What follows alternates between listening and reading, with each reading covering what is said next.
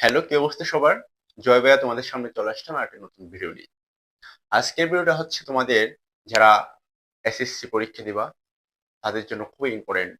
কারণ আজকে আমি পড়াচ্ছি তোমাদের সাধারণ গণিতে তোমাদের পরিসংখ্যান অধ্যায়টি। এটা একটা খুবই গুরুত্বপূর্ণ অধ্যায়। কারণ তোমাদের এই অধ্যায় থেকে অবশ্যই দুটো সৃজনশীল আসবে এবং একটা আনসার করতে হবে। এই ক্লাসগুলো পড়ার পর থেকে আমি যে ক্লাসগুলো তোমাকে ধারাবাহিকভাবে করাবো, এই ক্লাসগুলো করার পর থেকে তোমাদের এই চ্যাপ্টার নিয়ে কোনো টেনশন করা লাগবে না। আমি একদম বেসিক থেকে প্রো লেভেলে তোমাদের বানাই দিব। ওভাবে তোমাদেরকে আমি পড়াবো। ফার্স্ট অফ অল আমি একদম বেসিক থেকে শুরু করব। চলো আমরা শুরু করি। পরিসংখ্যান। পরিসংখ্যান হচ্ছে তোমাদের স্ট্যাটিস্টিক্স। কি? স্ট্যাটিস্টিক্স। ওকে, পরিসংখ্যানে ইংলিশ হচ্ছে স্ট্যাটিস্টিক্স। ফার্স্ট অফ অল আমাদের জানতে হবে পরিসংখ্যান জিনিসটা কি। পরিসংখ্যান হচ্ছে তথ্য সাজানো, তথ্য সংগ্রহ, তথ্য বিশ্লেষণ এবং সিদ্ধান্ত গ্রহণ। অর্থাৎ এই পরিসংখ্যান নিয়ে যদি তুমি পড়ো, তাহলে তুমি তথ্য কেমনে সহায়তা হয়, তথ্য কেমনে সংগ্রহ করতে হয়, তথ্য কেমনে বিশ্লেষণ করতে হয় এবং কিভাবে ওই তথ্য বিশ্লেষণ করে তুমি সংগ্রহ মানে সিদ্ধান্ত গ্রহণ করতে হয় সবকিছু জানতে পারবা। তুমি বলতে পারো ভাই এগুলো এখানে পড়াচ্ছে। হ্যাঁ, এগুলো তুমি একটা চ্যাপ্টার পড়বা, এই চ্যাপ্টারের বেসিক জিনিসটা কি, চ্যাপ্টারটা কেন পড়বা, এই চ্যাপ্টার পড়ে তুমি কি করতে পারবা, এটা তোমার জানার দরকার আছে, তাই না? আর এই যে পরিসংখ্যান যেটা পড়তেছো তোমরা একটা অধ্যায়ে, এটা যখন তুমি ভার্সিটি লেভেলে যাওয়া তখন এটা একটা বিশাল চ্যাপ্টার, মানে বিশাল একটা আহ, বইতে পরিণত হবে। বা তুমি এটা নিয়ে 4 বছর পড়ালেখা করবা, আর 4 বছর অনার্স পড়বা, একটা সাবজেক্টে পরিণত হবে এটা, বা ডিপার্টমেন্টে পরিণত হবে তোমার। যাই হোক, তাহলে কেন পড়তেছি আমরা এটা জানতে হবে। এই পরিসংখ্যানটা কি, সেটা হচ্ছে তথ্য সহায়তা পারবে, এটা নিয়ে তথ্য সংগ্রহ কেমনে করে, তথ্য বিশ্লেষণ কেমনে করে এবং সিদ্ধান্ত কেমনে গ্রহণ করে সেটা তুমি জানতে পারবে। এখন মোটামুটি তুমি পরিসংখ্যান নিয়ে একটা ধারণা পাইলে, এখন পরিসংখ্যান নিয়ে যখন আরো বিস্তারিত জানতে যাবো, তাহলে আমাদের লাগবে হচ্ছে উপাত্ত। কি লাগবে? উপাত্ত। উপাত্ত মিনস তোমাদের ডাটা। কি উপাত্তটা কি? উপাত্ত হচ্ছে একটি নির্দিষ্ট বৈশিষ্ট্যের সংখ্যাবাচক নির্দিষ্ট পরিমাপকে উপাত্ত বলে। যদি আরেকটু সহজভাবে বলি, সেটা হচ্ছে তোমাদের গণনা বা পরিমাপের মাধ্যমে পাওয়া তথ্যকে উপাত্ত বলে। কি বললাম? যেটা পরিমাপ করা যাবে সেটা হচ্ছে উপাত্ত। তোমাকে যদি বলে তোমার ক্লাসের 10 জনের বয়স বের করো, তাহলে তুমি বের করতে পারবা। কিন্তু তোমাকে যদি আহ বলে, আচ্ছা মনে করো একটা অন্য একটা উদাহরণ দিয়ে বোঝাই, তোমাদের একটা মজার উদাহরণ দিয়ে বোঝাই। মনে করো একটা বয়ফ্রেন্ড একটা গার্লফ্রেন্ডকে বলতেছে যে আমি তোমাকে অনেক বেশি ভালোবাসি। তখন ঘটনাটা কি হচ্ছে? তখন গার্লফ্রেন্ড বলতেছে যে আচ্ছা বুঝলাম যে তুমি আমাকে ভালোবাসো অনেক বেশি, এখন আমাকে প্রমাণ করে দাও বা আমাকে মেপে দাও যে তুমি আমাকে কতটুকু ভালোবাসো। তোমার মাপার পরিমাণটা যত বেশি হবে, তোমার বরটা যত বেশি হবে, আমি বুঝবো তুমি আমাকে তত বেশি ভালোবাসো। এখন বয়ফ্রেন্ড কি পারবে সে তার ভালোবাসা মেপে দিতে, পরিমাপ করে দিতে? পারবে না। তাহলে ওর ভালোবাসা ও প্রমাণ করতে পারবে না। তাহলে এটা কি হবে না? উপাত্ত হবে না। কারণ যখন যেহেতু সে মেপে দিতে পারতেছে না, মানে কতটুকু ভালোবাসা এটা পরিমাণটা মেপে দিতে পারতেছে না, তাহলে এটা কি হবে না? উপাত্ত হবে না। উপাত্ত হইতে কি হইতে হবে? অবশ্যই সেটা পরিমাপযোগ্য হতে হবে, পরিমাপ করা যেতে হবে। ঠিক আছে? যেটা পরিমাপ করা যাবে। তোমাকে যদি বলে তোমার পরীক্ষায়, অর্ধবার্ষিক পরীক্ষায় প্রাপ্ত পরীক্ষায় বাংলায় প্রাপ্ত 4 জনের নাম্বার লিখো বা নাম্বার বের করো, তুমি বের করতে পারবে। বা 10 জনের তোমার বয়স বের করো, বয়স বের করতে পারবে। কিন্তু তুমি তোমার ভালোবাসা, দুঃখ, মন্দ, আবেগ এগুলো কি করতে পারবে না, তোমার পরিমাপ করতে পারবে না। সেটা এটা কি হবে না? উপাত্ত হবে না। এখন উপাত্ত আবার 2 ধরনের আছে। উপাত্ত কয় ধরনের আছে? 2 ধরনের আছে।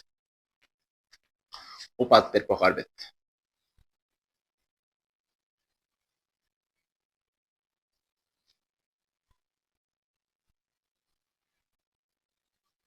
এটা কিসের উপর ভিত্তি করে? উপাত্তের প্রকারভেদটা তোমার তথ্য সংগ্রহের উপর ভিত্তি করে। কিসের? তথ্য সংগ্রহের উপর ভিত্তি করে। কয় ধরনের? 2 ধরনের। দুই প্রকার। তথ্য সংগ্রহের উপর ভিত্তি করে উপাত্ত 2 প্রকার। একটা হচ্ছে তোমার প্রাথমিক উপাত্ত। এক হচ্ছে তোমার প্রাথমিক উপাত্ত,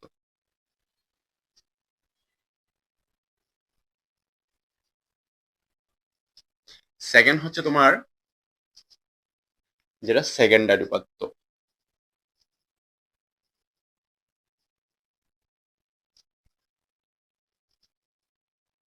তোমাদের একদম বেসিক থেকে পড়াচ্ছি, এগুলো কেন পড়াচ্ছি তুমি একটু সামনে গেলে বুঝতে পারবা। যখন অঙ্ক হলে তোমাদের অনেক ইজি হবে, তুমি কি বলতে চাচ্ছিলে ধরতে পারবা, তখন বুঝতে পারবা আমি এগুলো কেন বলাচ্ছি। আর একটা চ্যাপ্টার যে পড়বে তুমি এগুলোর বেসিক ধারণা থাকা উচিত বলে আমি মনে করি, তাই পড়াচ্ছি। সেকেন্ডারি উপাত্ত, এই যে প্রাইমারি বা প্রাথমিক উপাত্ত, এটাকে গৌণ উপাত্ত বলে বা গৌণ বলে, গৌণ উপাত্ত বলে। এটাকে তুমি প্রাথমিক বা প্রাইমারি উপাত্ত বলা যায়। আচ্ছা, এই যে প্রাথমিক উপাত্ত, এটা হচ্ছে কি? এটা হচ্ছে যেটা আমি নিজে সরাসরি কি করব, সংগ্রহ করব। যেটা আমি কি করব, নিচে সরাসরি সংগ্রহ করব, সংগ্রহ করব। যেমন তোমাকে বললো যে তোমার পরীক্ষায় বা বার্ষিক পরীক্ষায় প্রথম 10 জনের হাইস্ট নাম্বার গুলা, প্রথম 10 জনে যে হাইস্ট নাম্বার পাইছে তাদের নাম্বার গুলা তুমি কি করো, বের করে দাও, তুমি পারবা। তুমি যদি বলে বার্ষিক পরীক্ষায় মনে কর বাংলায় 10 জনের প্রাপ্ত নম্বর বের করো,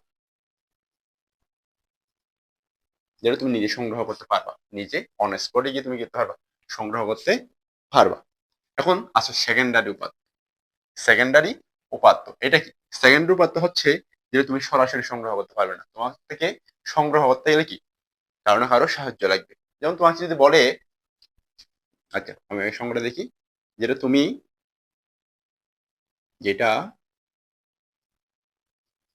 তুমি নিজে সরাসরি পারবে না, সরাসরি সংগ্রহ করতে পারবে না,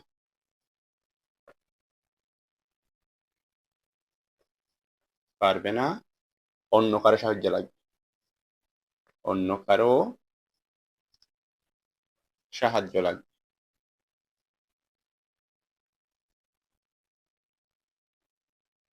ওকে, এটা হচ্ছে তোমার সেকেন্ডারি উপাত্ত।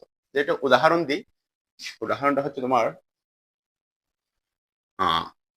যে তোমাকে বলে বিশ্বে মোট জনসংখ্যা বের করো, মোট বিশ্বের বর্তমান মোট জনসংখ্যা বের করো। তাহলে তুমি কি বের করতে পারবা? তুমি পারবা না, এটা তুমি পারবে না।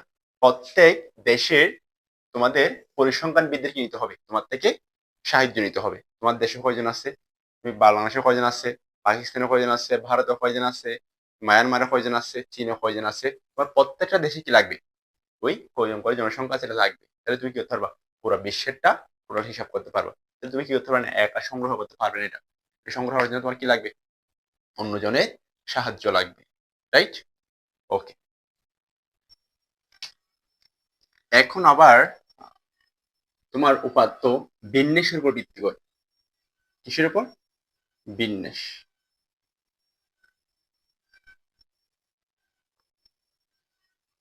উপর ভিত্তি করে, করেও দুই প্রকার। বিন্যাসের উপর ভিত্তি করে কয় প্রকার? দুই প্রকার। একটা হচ্ছে তোমার বিন্যস্ত উপাত্ত, বিন্যস্ত উপাত্ত। সেকেন্ড হচ্ছে তোমার অবিন্যস্ত উপাত্ত।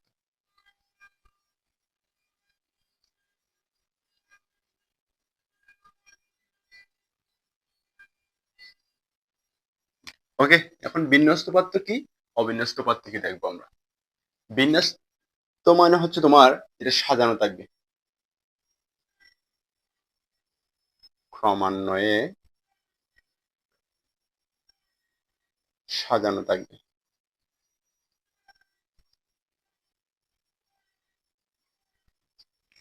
যেমন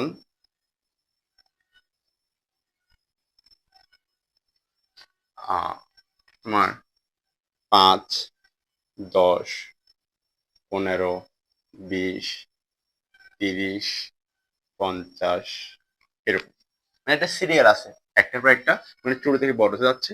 অথবা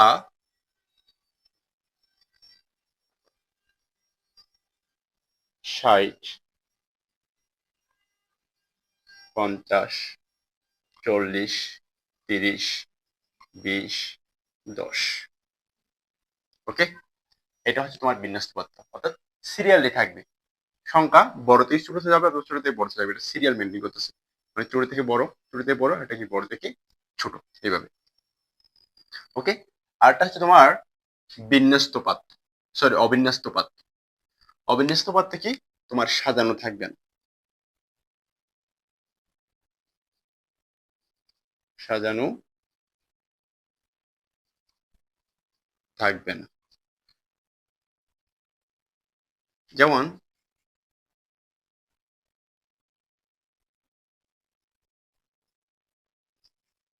তোমার 5, 20, 15, 50, 30,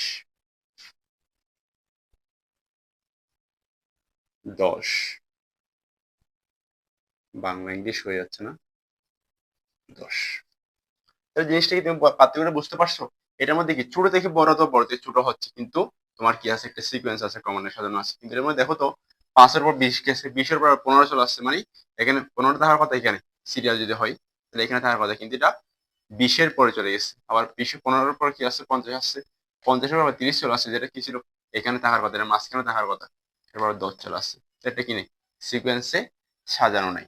তাইলে এটা হচ্ছে তোমার কি একটা বিন্যস্ত উপাত্ত, এটা হচ্ছে তোমার কি অবিন্যস্ত উপাত্ত। তাহলে আমরা উপাত্ত সম্পর্কে একটা টোটাল ধারণা পাইলাম, ঠিক আছে। এখন আমরা জানবো চলো, এরপরে জানবো কি চলো। তাহলে আমি এটা মুছে দিচ্ছি, ঠিক আছে, দেখে নাও, মুছে দিব। তাহলে এটা আমরা মুছে দিই, উপাত্তটা মোটামুটি আমাদের শেষ, উপাত্তের কাহিনীটা। এখন আমরা যাব চলো। এই জিনিসগুলো চিনলে তোমার ম্যাথ করতে একদম ইজি হয়ে যাবে, ঠিক আছে, ম্যাথের ক্ষেত্রে তুমি সহজে বুঝে যাবা। এখন যাবো আমরা চলো, চলো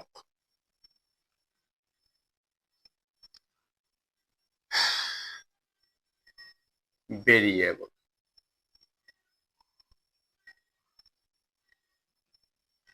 ঠিক আছে।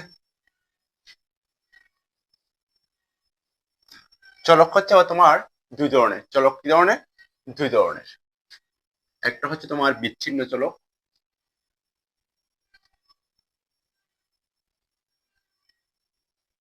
বিচ্ছিন্ন চলক, আরটা হচ্ছে তোমার কি অবিচ্ছিন্ন চলক,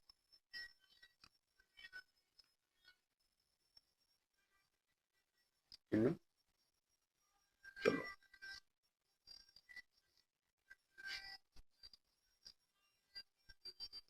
বিচ্ছিন্ন চলক কোনগুলা? বিচ্ছিন্ন চলক কোনগুলা? যেগুলো তোমার পূর্ণ সংখ্যা আকারে থাকে, যা পূর্ণ সংখ্যায় থাকে, পূর্ণ সংখ্যায় থাকে। যেমন তোমাকে যদি উদাহরণ দিই, এক উদাহরণ, যেমন তোমার জনসংখ্যা,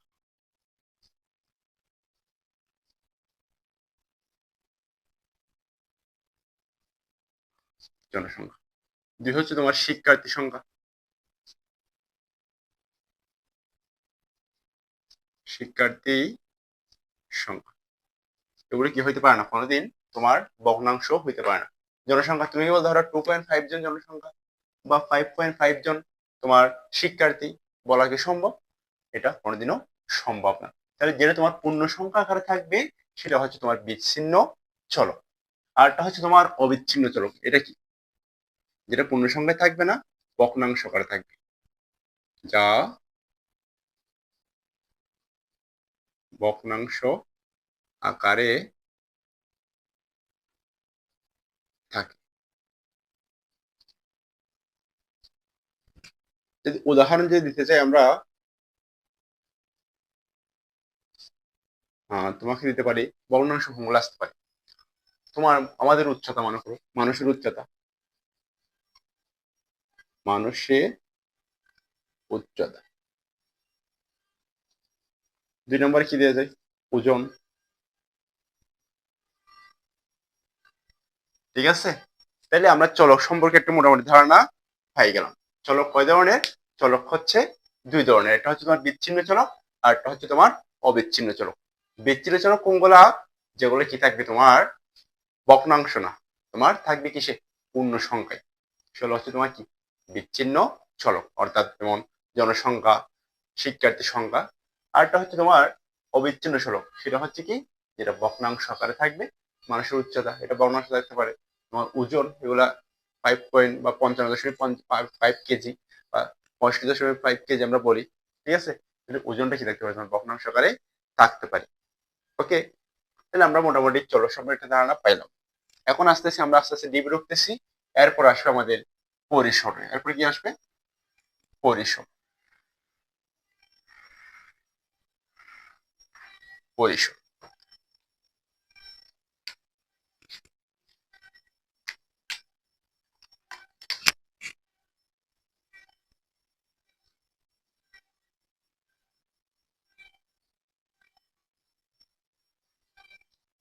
পরিসরে একটা তোমার সূত্র আসে। পরিসরে একটা কি আছে?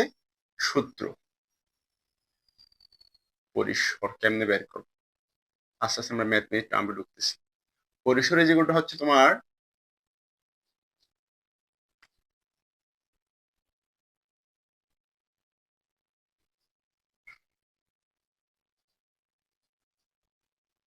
বৃহত্তম সংখ্যা মাইনাস ক্ষুদ্রতম সংখ্যা প্লাস 1 বা 1। বাংলায় লিখি, সবগুলো বাংলা লিখছি, বাংলা লিখি। তাহলে তুমি পরিসর কেমনে বের করবে? তোমার কয়েকটা উপাত্ত দেওয়া থাকবে, তোমার বলবে যে কি তুমি আহ কি বের করো, পরিসরটা বের করো। তুমি পরিসরটা কেমনে বের করবে? তাহলে পরিসরটা বের করার নিয়ম হচ্ছে বৃহত্তম সংখ্যা মাইনাস ক্ষুদ্রতম সংখ্যা প্লাস 1। এখন তোমাকে আমি কয়েকটা উপাত্ত দিব, বলবো যে তোমার উপাত্তের সাহায্যে তুমি কি করো, পরিসরটা বের করো। কোয়েশ্চনটা লিখো 4, 11, 13, 7, 6, 10, 11, 9, 17, 6, 13, 7 সংখ্যাগুলি থেকে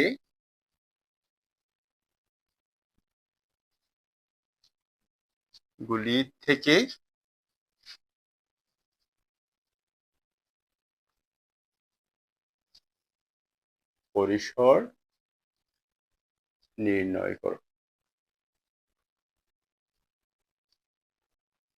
তুমি কি বের করতে পারবা কিনা? তাহলে আমরা পরিসরের সূত্রটা জানি, এই যে এটা অবশ্যই মুখস্থ করবে। এটা কি করবো? অবশ্যই মুখস্থ করবো, মানে তুমি পরিসরটা বের করতে পারবে না। আমাদের পরিসরের কাজ অনেক জায়গায় আছে, এটা সূত্রের সাহায্যে, যারটা সূত্রের মধ্যে তোমার পরিসর বের করে তোমার শ্রেণী ব্যক্তি গুলো বের করা লাগে, শ্রেণী মধ্যমানের ক্ষেত্রে বা শ্রেণী ব্যক্তির ক্ষেত্রে বিশেষ করে লাগবে। আচ্ছা দেখো, তাহলে এটা আমরা কেমনে বের করবো পরিসরটা? পরিসর সমান আমরা কি জানি, এই যে তোমার বৃহত্তম মানই হাইয়েস্ট মান, মনে করো আমি শর্টকাটে দেখতেছি, আচ্ছা তোমার মাইনাস লোয়েস্ট মান যোগ কি তোমার 1। তাহলে আমাদের এখানে দেখো তো হাইয়েস্ট মান কত? 4, 11, 13 মধ্যে তোমার এখানে হাইয়েস্ট মান হচ্ছে কত? 17। হাইয়েস্ট মান কত? 17। ওকে, এখন লোয়েস্ট মান কত দেখো? লোয়েস্ট মান হচ্ছে তোমার 4। লোয়েস্ট মান কত? এটা হচ্ছে তোমার লোয়েস্ট মান, এটা হচ্ছে তোমার কি হাইয়েস্ট মান। লোয়েস্ট মান হচ্ছে তোমার 4। এখন তোমার এর সাথে কি হবে, 1 যুক্ত হবে, 1 কি হবে, যুক্ত হবে। তাহলে তোমার মানটা কত আসতেছে দেখো তো, 17 দিয়ে 4 গেলে 13 প্লাস 1, এটা কত আসতেছে তোমার 14। ঠিক আছে, এটা হচ্ছে তোমার কি আনসার। তাহলে তুমি মোটামুটি পরিসরটা বের করতে পারবা, যদি পরিসর আসে। ওকে, দেখে নাও।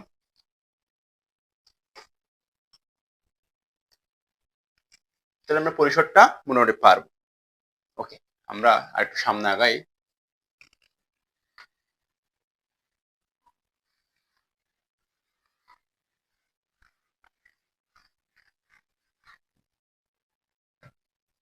এরপর আমাদের দুটো সূত্র জানা লাগবে।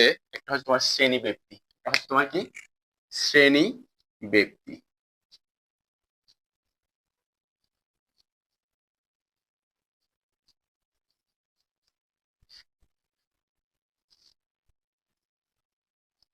পরিসর ডিভাইড বাই শ্রেণী ব্যবধান।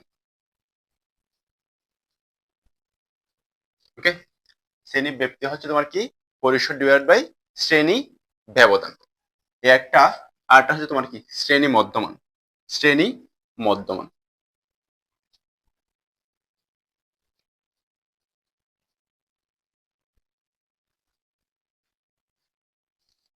এটা হচ্ছে তোমার কি নিম্ন সীমা, নিম্ন সীমা প্লাস উচ্চ সীমা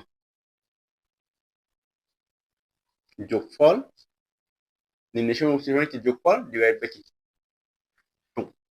তাহলে এই দুটো সূত্র আমাদের জানা লাগবে। কি বললাম, একটা হচ্ছে তোমার শ্রেণী ব্যক্তি। এই দেখো শ্রেণী ব্যক্তির সময় যে বললাম পরিসরটা লাগবে, তাহলে এখানে তোমার আগে পরিসর বের করা লাগবে, তারপর তোমার কি হতে হবে, এটাকে শ্রেণীর ব্যবধান যেটা বলা থাকবে এটা দিয়ে কি করবা, ভাগ করবা। আরেকটা তোমার কি দেওয়া আছে শ্রেণী মধ্যমান, সেটা হচ্ছে কি নিম্ন সীমা প্লাস উচ্চ সীমা ডিভাইড বাই 2 হলে আমরা কি পাবো, শ্রেণী মধ্যমানটা পাবো। এখন তোমাকে একটা কোয়েশ্চন দিয়ে আমি, তাহলে এখান থেকে কি করতে পারবো, তুমি শ্রেণী মধ্যমানটা বা শ্রেণী ব্যক্তিটা বের করবা। তাহলে দেখো কোয়েশ্চনটা কি, মানগুলো একটু দেখি আমি। 4, 11, 13, 7, 6, 10, 11, 9, 17, 6, 13, 7। এটা হচ্ছে তোমার কি 12 জনের পরীক্ষায় প্রাপ্ত নম্বর, প্রাপ্ত নম্বর।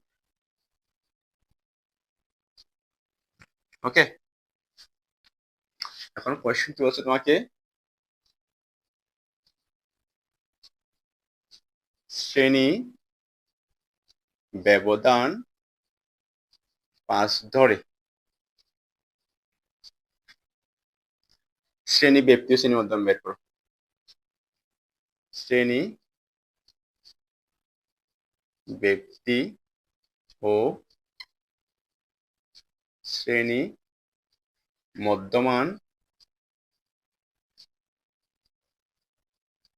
বের করো।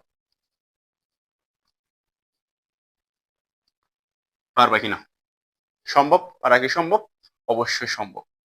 তো আমরা প্রথমে কি করতে হবে, আমাদের শ্রেণী ব্যক্তি বের করতে হবে। শ্রেণী ব্যক্তি,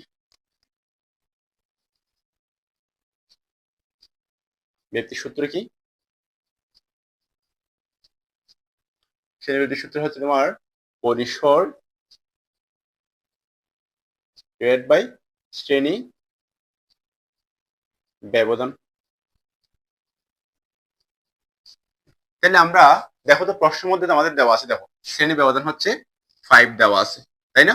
শ্রেণী ব্যবধান কত দেওয়া আছে, 5 দেওয়া আছে।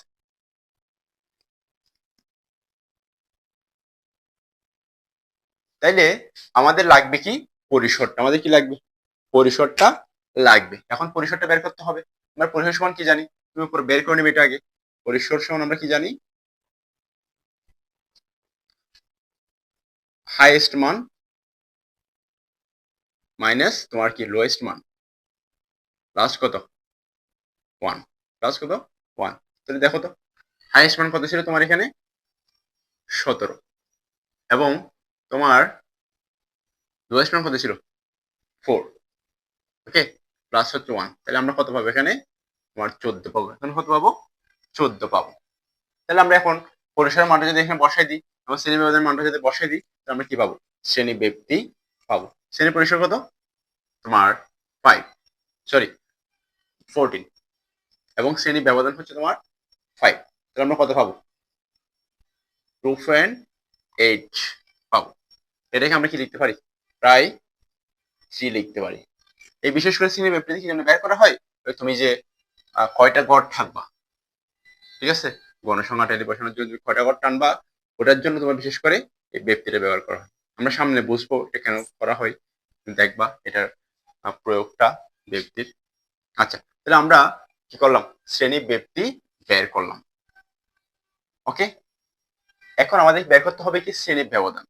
শ্রেণী ব্যবধানটা আমরা কেমনে বের করবো, এর জন্য আমাদের কি করতে হবে, ওই যে গড় টাকা লাগবে। দেখো তাহলে আমরা গড় টাকবো কয়টা 3টা, এক্সট্রা 2টা টাকা লাগবে, এক্সট্রা কি 2টা টাকা লাগে। দেখো টাকা লাগে, আমি টানি,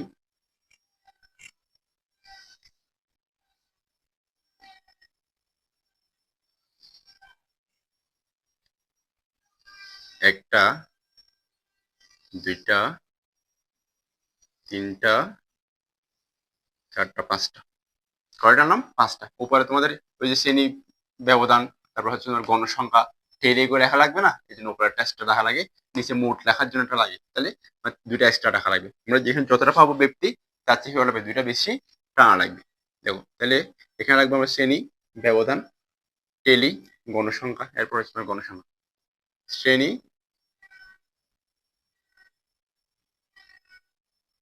সীমা। শ্রেণী কি হবে যে শ্রেণী সীমা টেলি গণ সংখ্যা। এখন শ্রেণী সীমা আমরা কত করে ধরবো, ব্যবধান 5 করে ধরবো। তোমার নিম্ন নম্বর কত 4, আমি শুরুতে কত বসবো 4, 4 তে কত যাবে 4, 4, 5, 6, 7, 8, এখানে কত বসবে 9 থেকে 9, 10, 11, 12, 13, এখানে কত আসবে 14, 14, 16, 17, 18, 19, কত 19। তাহলে আমরা লিখে গেলাম, পেয়ে গেলাম কয়টা আছে। এরপর দেখো আমাদের ঠেয়ে দেওয়া লাগবে। আমাদের দেখো তো 1 থেকে 8 এর মধ্যে কয়টা আছে, 1 থেকে 8 এর মধ্যে কয়টা আছে দেখো, একটা 4, একটা 8 এর মধ্যে তোমার 7, 6, 3টা 4টা 5টা, রাইট, কয়টা 5টা পাইলাম। তাহলে আমরা কি হইতে পারি 1টা 2টা 3টা 4টা 5টা, সরি 4টা দেওয়ার পর 5টাকে কি করতে হয় এইভাবে ভাগ করে দিতে হয়, জানো আশা করি। ওকে, তাহলে আমাদের কি হলো, এরপর দেখো তো 9 থেকে 13 মধ্যে, 9 থেকে 13 মধ্যে কয়টা আছে আমরা দেখি। 9 থেকে 13 মধ্যে একটা 2টা, ঠিক আছে, 3টা 4টা 5টা 6টা, রাইট, কয়টা পেলাম 6টা। আর কি আছে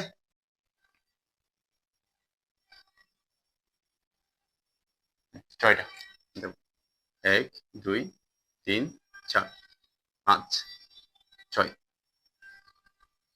ওকে, এরপরে লাস্ট এখানে পাবো আমরা কত 17, জাস্ট একটাই। তাহলে দেখো তো এখানে 5, 6, 1, তাহলে মোট পাচ্ছি কত 12। মোট কত পাচ্ছি গণসংখ্যা 12। এখান থেকে আমরা শ্রেণী মধ্যমানটা বের করতে পারবো। যেমন দেখো আমরা এটার জন্য মধ্যমান যদি বের করি, এটার জন্য কি করতে পারি মধ্যমান শ্রেণী মধ্যমান সমান আমরা কি লিখতে পারি উচ্চ সীমা নিম্ন সীমা লোয়েস্ট মান প্লাস হাইয়েস্ট মান ডিভাইড বাই 2। ঠিক আছে, তো লোয়েস্ট মান কত তোমার 4 প্লাস হাইয়েস্ট মান কত 8 ডিভাইড বাই 2। তাহলে আমরা কত পাইতে পারি 8 4 কত 12, 12 কে যদি ভাগ করলে 6 দেখা যায়। আমি একটু উপর করে লিখি, এটা হয়তো দেখা যাচ্ছে না।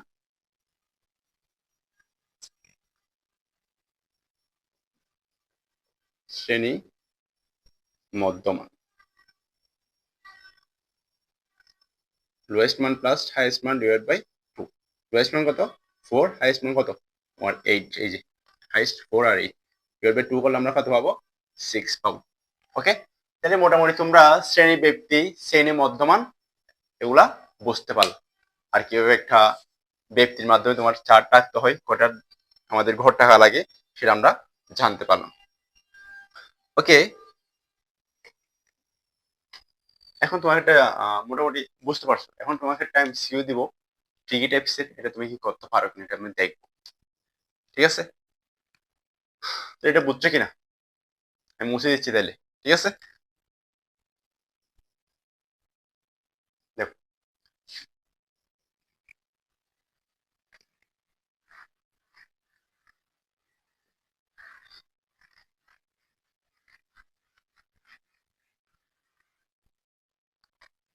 ডাস্টার গুলো ভালো করে মশাও যায় না।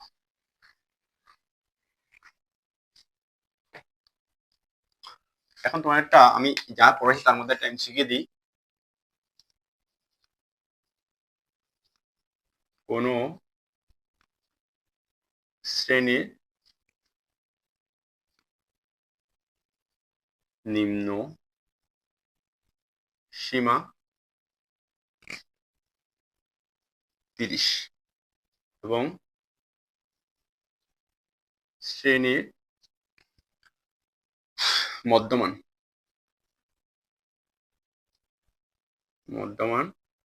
32 হলে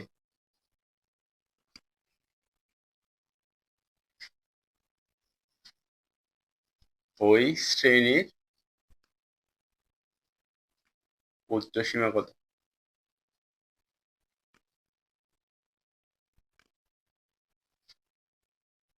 উচ্চ সীমার মান কত? এটাই বের করতে পারবা? হ্যাঁ তোমরা পারবা। তোমরা বলবে যে স্যার এটা তো একদম ইজি, বা এটা তো একদম ইজি। কেমনে? আমরা জানি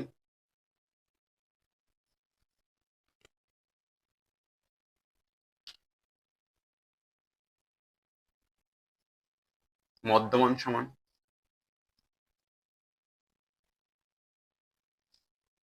lowest plus highest number divide by 2।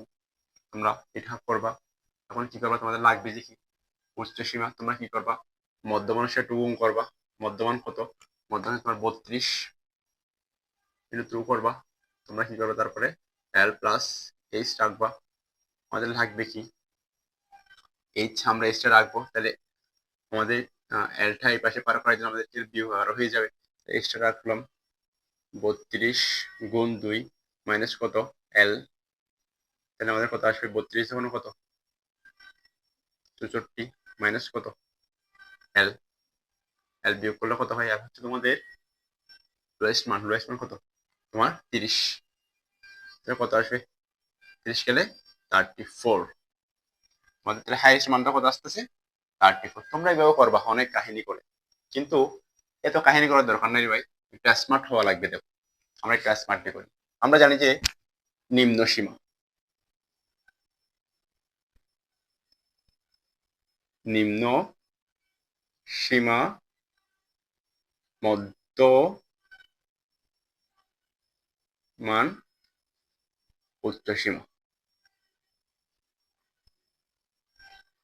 নিম্ন সীমা মধ্যমান উচ্চ সীমা এগুলোর মধ্যে কি থাকে তোমার ব্যবধান সেম থাকে। এগুলোর মধ্যে কি থাকে তোমার ব্যবধান একটার মধ্যে একটার থেকে আরেকটা ব্যবধান কি থাকে সমান থাকে। সমান থাকে, সমান থাকে। ওকে, এখন আমাদের আমরা জানি কি নিম্ন সীমা। নিম্ন সীমা কত তোমার নিম্ন সীমা হচ্ছে তোমার 30, মধ্যমান কত দিছে 32। তাহলে এই দুটোর মধ্যে ব্যবধান কত? এই দুটোর মধ্যে ব্যবধান হচ্ছে তোমার 2। তাহলে এই দুটোর মধ্যে ব্যবধান 2 হবে, অর্থাৎ এটা বাড়তেছে। এটা কি হচ্ছে? বাড়তেছে। তাহলে আমরা এটার সাথে যদি 2 যোগ করি আমরা কি পাবো?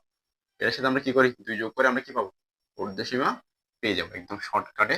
এত কাহিনী করার দরকার নেই, জাস্ট এই নিয়মে করলে তুমি কি পাবো? এভাবে তুমি ঊর্ধ্বসীমা বের করতে পারবে।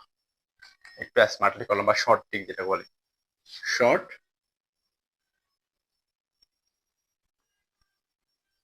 শর্ট ট্রিক্স এভাবে করতে পারো। ওকে, মানে এমসিকিউর জন্য তুমি এত সময় পাবা না, এত বলে ভেঙে ভেঙে করার মতো সময় তুমি পাবা না। ওকে, আজকে এতটুকু। এর পরবর্তী ক্লাস আমি শীঘ্রই আপলোড করবো। তুমি এই ক্লাসগুলো আমার ফেসবুক পেজে পেয়ে যাবা, জয়েস বায়োকেম কেয়ারে, এবং ইউটিউব চ্যানেলও পেয়ে যাবা, জয়েস বায়োকেম কেয়ারে। তুমি ইউটিউব চ্যানেলে একদম প্লেলিস্ট আকারে প্রত্যেকটা সাবজেক্টের প্রত্যেকটা লেকচারগুলো তুমি প্লেলিস্ট আকারে সাজানো পেয়ে যাবা।